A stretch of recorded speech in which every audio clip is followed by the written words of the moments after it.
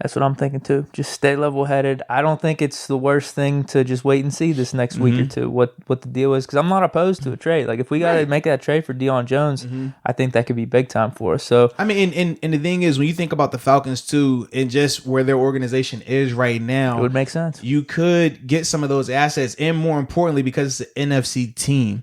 I know people were talking about, well, what about LJ Fort, bringing him back? Baltimore is not going to trade a linebacker that they use in rotation, who they just gave an extension to this offseason, and trade him to a team that's your rival that you're going to more than likely see 3 times between the 2 regular season and potentially in the playoffs. They're not going to give you that type of player that's going to help your team out. Not at all. And the same with Buffalo, because they said, well, what about... We did do that trade in the offseason, but we haven't seen Wormley at all, really. That's the thing. And the offseason is different.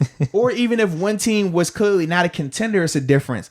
But you're not trading with any of the top AFC teams for personnel. That'd be no different if the Bills called us up and said, hey, can we get a cornerback? We got some injuries over here.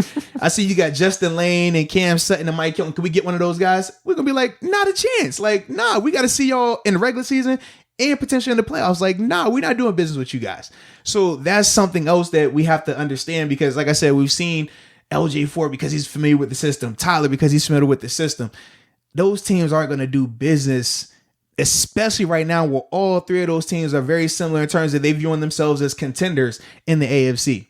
Deion Jones definitely makes the most sense, though. Yeah, I feel like Deion Jones makes the most sense as well. If we could get that trade, definitely. Right, it just depends on what they would have to give up for that. And then, like I said, Darren Lee, I think he could be a good fit as well. But like I said, he's coming off a suspension, so he didn't even get the luxury of being in a camp anywhere. So, okay, what's your conditioning like? How long is it going to take you to get up to game speed? How long is it going to take you to learn this playbook? How do you adjust to playing in the Steelers 3-4 versus what you were doing in when he was with the Jets? I think he had Bowles under there initially before Bowles left, so that was totally different in terms of that style of defense versus what we run here in Pittsburgh. So that's the only thing, is not as cut and dry. And I know people, well, what about Minka? Minka was able to come in and right on the fly. Nobody could see that. Nobody could predict him coming in and having that type of impact. Like, it just is what it is. Like, that's tough. Wait and see. This is Deke's optimal scenario. We wait and see. Mm-hmm. Hopefully everything works out. All right, we can roll with Spillane, maybe a combo of backs.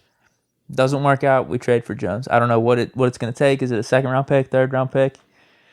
I don't know, but I think that's my play. That's probably what I want. Young linebackers that can run and hit like him, man. Yeah.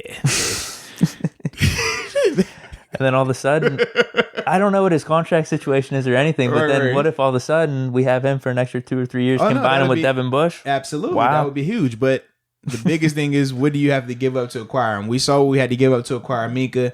It just depends, like I said, with the Falcons, what they're trying to do right now. I think that's the biggest thing. First rounder, if we're looking bad and it needs, and you're just like, we really need to fix this for us to go on a run. Too, they're kind of in the driver's seat with that, because the Falcons suck. It doesn't matter if you have him or not. So they're not losing out. You know what I mean? And for them, they're saying, well, hey, if he leaves in free agency and signs somewhere big, he's going to get a comp pick anyways.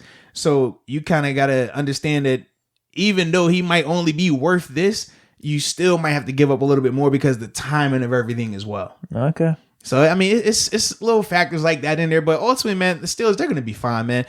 When you talk about a team like Pittsburgh, especially on defense, them being as loaded as they are probably the most equipped to handle a loss on defense.